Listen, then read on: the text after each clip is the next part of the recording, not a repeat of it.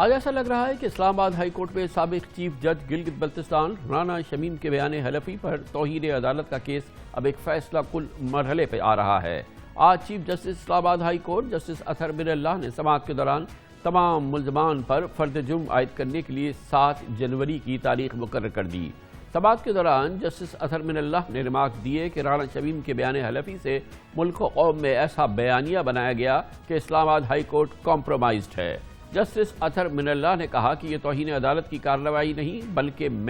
میرے ججز اور دیگر ہائی کورٹس کا احتساب ہے۔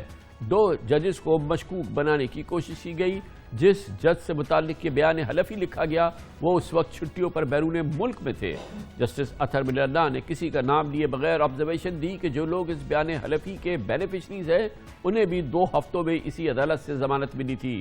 مگر تعجب کی بات ہے کہ ریلیف کے بعد بھی اس قسم کا بیانیہ جاری کیا گیا ہے۔ گلگت بلتستان کے سابق چیف جج رانا شمیم کے بیان حلفی پر توہین عدالت کیس میں آج اسلام آباد ہائی کورٹ نے مرکزی ملزم رانا شمیم سمیت اخبار کے ادارتی عملے پر 7 جنوری کو فرد جرم عائد کرنے کا فیصلہ کیا ہے۔ چیف جسٹس اسلام آباد ہائی کورٹ جسٹس اطہر من اللہ نے سماعت کی ابتدا میں رانا شمیم کے بیان حلفی کے سیل بند لفافے کو کھولنے کا حکم دیا۔ جب لفافہ کھولا جا رہا تھا تو اٹارنی جنرل خالد جاوید خان نے بتایا کہ بیان حلفی جس لفافے میں بند ہے وہ سر بمہر نہیں اور یہ رانا شمیم کا نہیں بلکہ کوریئر کمپنی کا لفافہ ہے۔ اٹارنی جنرل نے لفافے کی طرف متوجہ ہوتے ہوئے کہا کہ میں بھی بیان حلفی دیکھ لوں اس کا فونٹ کیلیبری ہے یا کوئی اور ہے۔ اس موقع پر رانا شمیم نے اٹارنی جنرل کو ٹوکتے ہوئے کہا کہ آپ فریق نہ بنیں۔ رانا شمیم کے وکیل لطیف آفریدی نے بتایا کہ ان کے موکل نے بیان حلفی کے متن سے انکار نہیں کیا، صرف یہ کہا کہ انہوں نے اس کو پھیلایا نہیں۔ جسٹس اطہر من اللہ نے ریمارکس دیے کہ کیوں نہ رانا شمیم پر فرد جرم عائد کر دی جائے۔ یہ سنجیدہ معاملہ ہے جس کے نتائج ہوں گے جو اس عدالت اور ججوں پر بھی مرتب ہوں گے۔ عدالت میں پاکستان بار کونسل کی جانب سے بطور معاون امجد شاہ نے تجویز دی کہ جن لوگوں کے بیان حلفی میں نام آئے ہیں ان کے بیان حلفی ریکارڈ ہونے چاہیے۔ اس پر چیف جسٹس اطہر من اللہ نے برہمی کا اظہار کرتے ہوئے کہا کہ اگر پاکستان بار کونسل یہ کہہ رہی ہے تو اس کا مطلب ہے اسے بھی عدالت پر شک ہے۔ اس طرح کی بات کے سنگین نتائج ہوں گے اور یہ انصاف کی فراہمی میں رکاوٹ ہوگی اور جو اپیلیں اس کیس سے متعلق یہاں زیر سماعت ہیں ان کی سماعت ہو ہی نہیں سکتی۔ اس موقع پر جسٹس اطہر من اللہ نے نقطہ اٹھایا کہ کیا آپ کو پتہ ہے گلگت بلتستان کے چیف جسٹس کو کیسے تعینات کیا جاتا ہے؟ ان کو بغیر سپریم کورٹ کے چیف جسٹس کی مشاورت سے وزیر اعظم خود تعینات کرتے ہیں۔ جسٹس اطہر من اللہ نے یہ بھی واضح کیا کہ اس عدالت کا سابق چیف جسٹس ثاقب نثار کے ساتھ کوئی تعلق نہیں، ان کے ساتھ جو کرنا ہے کر لیں۔ اس عدالت کے ججز کو مشکوک بنانے کی کوشش پر یہ کارروائی شروع کی۔ اٹارنی جنرل نے دلائل دیے کہ رانا شمیم نے اپنے تحریری بیان میں مانا ہے کہ بیان حلفی لیک ہونے سے عدالت کی تضحیک ہوئی ہے، مگر وہ کہتے ہیں کہ لیک انہوں نے نہیں کیا۔ جسٹس اطہر من اللہ نے ریمارکس دیے کہ یعنی رانا شمیم نے جواب میں سارا بوجھ صحافی پر ڈال دیا ہے۔ انہوں نے سوال کیا کہ کیا خفیہ دستاویز لیک کرنے پر نوٹری پبلک یا صحافی کو کوئی نوٹس بھیجا؟ جسٹس اطہر من اللہ کا کہنا تھا کہ برطانیہ میں ان حالات میں کورٹ صحافی کو ذرائع بھی ظاہر کرنے پر مجبور کر سکتی ہے۔ اس موقع پر صحافی نے توجہ دلائی کہ خبر شائع ہونے سے قبل ان کی رانا شمیم سے بات ہوئی تھی، شاید یہ بھول رہے ہیں۔ اس موقع پر اٹارنی جنرل خالد جاوید خان نے تجویز دی کہ تمام ملزمان کے خلاف فرد جرم عائد کی جائے یا پھر ملزمان معافی مانگ لیں کہ وہ غلطی سے کسی کے مقصد میں استعمال ہو گئے۔ سماعت کے بعد میڈیا سے گفتگو میں رانا شمیم نے بتایا کہ انہوں نے اپنا بیان حلفی کسی کو ڈسکلوز نہیں کیا تھا۔ اپنے بیان حلفی سے متعلق خبر پر انہوں نے کہا اور جو کچھ کہا آپ کو بتاتے ہیں۔ آپ نے اسٹوری پہ نو کمنٹ کیوں نہیں کیا رانا صاحب؟ مجھے تو جب میں تو اپنے بھائی کے جنازے پہ بیٹھا ہوا تھا، جب اس کے فون آ رہا تھا میری تو بات ہی نہیں، ان سے پوچھے کہاں بات ہوئی ہے میری ان سے؟ نہیں، لیکن آپ سے ایک دن پہلے بات ہوئی، بار بار ٹوٹی پھوٹی باتیں ہو رہی تھی۔ میں نے کسی کو الاؤ نہیں کیا، نہ میں نے کسی کو ڈسکلوز کیا ہے، نہ کسی کے پاس یہ میں نے بھیجا۔ میرے پاس سیل تھا، سیل آیا۔ رانا شمیم صاحب کوئی قانونی نوٹس دیں گے؟ وقت آنے پہ دیکھیں گے نا۔ اب اس موضوع پہ قانونی رائے حاصل کرتے ہیں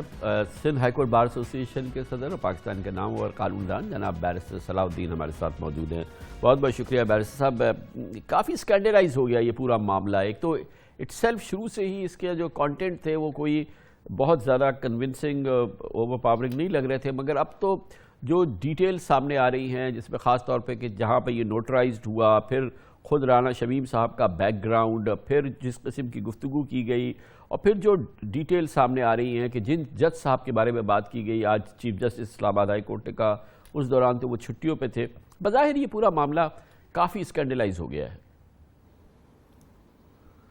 جی بالکل کامران صاحب، یہ ایشو تو بڑا اسکینڈلائز، ڈیفینیٹلی ایک اسکینڈلائزیشن تو ہے اس کی، اپنا عدلیہ کے بارے میں سوالات تو پوچھے جا رہے ہیں، مگر میں اوورآل میں سمجھتا ہوں کہ شاید کم سے کم ثاقب نثار صاحب کی حد تک کوئی حرج نہیں کہ اگر ان سے اس پہ ان کو نوٹس دے کے ان کا بھی بیان اس پہ اسلام آباد ہائی کورٹ لے لیتی۔ جو امجد شاہ صاحب جو پاکستان بار کاؤنسل کے نمائندے تھے، ان کی جو تجویز تھی، کم سے کم ثاقب نثار، میں یہ نہیں آبویسلی کہہ رہا کہ جو سٹنگ جج ہیں ان سے کوئی پوچھا جائے وغیرہ، میں نہیں سمجھتا ایسی کوئی سٹیج ابھی آئی ہے،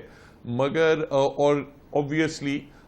جب آپ کوئی ٹیلی فونک گفتگو سن رہے ہوتے ہیں تو آپ کے پاس تو کوئی طریقہ نہیں ہوتا یہ جاننے کا کہ دوسری سائیڈ پہ کون ہے یا نہیں ہے، مگر جہاں تک ثاقب نثار صاحب کی بات ہے تو میں سمجھتا ہوں اگر ان کو بھی بلا کے ان کا بھی بیان اس پہ عدالت میں لے لیا جاتا تو اس پہ کوئی حرج نہیں تھا، کیونکہ ان کی حد تک تو کم سے کم رانا شمیم صاحب کہتے ہیں کہ میرے سامنے انہوں نے یہ بات کی تھی، تو وہ ان سے جواب لے، بیکاز اور تو اس میں کوئی طریقہ کار ہے نہیں پروف کرنے کا، ورڈ اگینسٹ ورڈ کی بات ہے، تو وہی جو فریقین ہیں ان کو جب تک آپ سامنے نہیں بلائیں گے تو میں سمجھتا ہوں شاید کوئی خاطر خواہ انکوائری نہیں ہو سکتی۔ بیرسٹر صاحب، ویسے تو ثاقب نثار صاحب نے اس پہ تبصرہ بھی کیا ہے، اس کو ڈینائی بھی کیا ہے، اس کو مطلب obviously انہوں نے ریڈیکیول بھی کیا ہے، ویسے تو ان کی طرف سے یہ بات آ چکی ہے۔ جی کامران صاحب، مگر ایک جس طرح آپ نے رانا شمیم صاحب کی بھی حوالے سے دیکھا ہے، ایک بات ہوتی ہے جو ٹی وی پہ یا میڈیا کے تھرو یا کسی پریس ریلیز میں آپ کرتے ہیں، نیچرلی جب آپ ایک عدالت میں آ کے آپ حلف پہ کوئی بات کرتے ہیں تو اس کی وہ ایک اس کی سولمنٹی، اس کی وہ زیادہ ایک وزن رکھتی ہے وہ بات، اور وہ پھر بڑی سوچ سمجھ کے بات کرنی پڑتی ہے، کیونکہ اگر اس میں پھر کوئی ایک ذرا اوپر نیچے ہو تو نیچرلی پھر اس پہ کانسیکوینسز ہیں توہین عدالت کے وغیرہ، تو وہ بات زیادہ وزن رکھتی ہے۔ ہم نے کئی مرتبہ دیکھا ہے کہ لوگ رپورٹر سے کوئی بات کرتے ہیں اور پھر عدالت میں کچھ اور ہوتا ہے۔ تو ویسے بھی صاحب یہ تو خیر ٹھیک ہے، یہ آپ کی جو بات ہے کہ ثاقب نثار صاحب سے عدالت سن سکتی ہے کہ بھئی کہ آپ کا کیا اس معاملے میں موقف ہے، لیکن اس سے علیحدہ جو تمام اس حوالے سے چیزیں مسلسل سامنے آ رہی ہیں اور اس کے جو فیکچولی جو چیزیں بڑی ڈسپیوٹ ہو رہی ہیں، جو فیکچولی بڑی کانٹروورشل لگ رہی ہیں، یا فیکچولی جو بیک گراؤنڈ رانا شمیم صاحب کا لگ رہا ہے، وہ سارا چیزیں اس میں ایک سیاست اور اس بیان کی تمام چیزوں میں ایک گٹھ جوڑ تو نظر آ رہا ہے، سیاسی اس کا ایلیمنٹ اور سیاسی رنگ تو ہے اس کا بہرحال۔ دیکھیں نیچرلی اس میں کیونکہ یہ معاملہ اپنا کچھ سیاسی لیڈران سے کنیکٹڈ ہے تو نیچرلی اس کا ایک سیاسی رنگ بھی ہوگا، اس کو سیاسی جو جماعتیں ہیں وہ اپنے مقاصد کے لیے استعمال بھی کریں گی، تو وہ تو ایکسپیکٹڈ ہے، مگر دیکھیں میں سمجھتا ہوں کہ بات جہاں تک رانا شمیم صاحب کی ہے یا ثاقب نثار صاحب کی ہے، میں نہیں سمجھتا یہ بڑا کانفیڈنس سے کوئی کہہ سکتا ہے کہ ایک شخص دوسرے شخص سے زیادہ ریلائبل ہے، یا جس قسم کی بیچ میں بھی اسلام آباد ہائی کورٹ میں بھی یہ بات کی گئی تھی کہ پریزمپشن ہونا چاہیے کہ ثاقب نثار صاحب جو کہہ رہے ہیں وہ صحیح کہہ رہے ہیں، میں نہیں سمجھتا ایسی کوئی پریزمپشن ہو سکتی ہے۔ دیکھیں بات یہ ہے کہ جس طرح اٹارنی جنرل صاحب آپ نے دیکھا کہ آج، اب میں معاف کیجیے گا مخل ہو رہا ہوں، کہ یہ آج چیف جسٹس اسلام آباد ہائی کورٹ نے کہا کہ ثاقب نثار صاحب خود انیشیٹ کریں، خود کنٹیمپٹ فائل کریں، خود یعنی کہ لائبل کا کیس کریں یا وہ خود اس معاملے میں کارروائی کریں، ہمیں مطلب یہ ہے کہ آپ نے ہمارے ججوں کو اسکینڈلائز کیا ہے تو ہم اس معاملے پہ اپنے آپ کو محدود کر رہے ہیں، تو انہوں نے صاف واضح طور پہ کر دیا ہے، اور بات بھی صحیح ہے کہ ظاہر ہے کہ اسلام آباد ہائی کورٹ ایسا لگ رہا ہے جیسے کہ آج جج صاحب نے کہا, چیف جسٹس صاحب نے کہا, بظاہر بات لگ رہی ہے کہ اسکینڈلائز تو اسلام آباد ہائی کورٹ ہوئی ہے. میں سمجھتا ہوں, دیکھیں اس کو آپ ایسے, بات یہ ہے کہ جب کوئی لیٹ سے چیف جسٹس آف پاکستان ہوتا ہے تو نیچرلی کوئی بھی عدالت کوئی اس میں انویسٹیگیشن وغیرہ کر نہیں سکتی, کسی نے کرنا بھی نہیں. کبھی ایسا نہیں ہوا کہ چیف جسٹس کے خلاف کارروائی کر دی شروع, کسی ماتحت عدالت نے کارروائی شروع کر دی ہو. ایک بار چیف جسٹس ریٹائر ہو جائے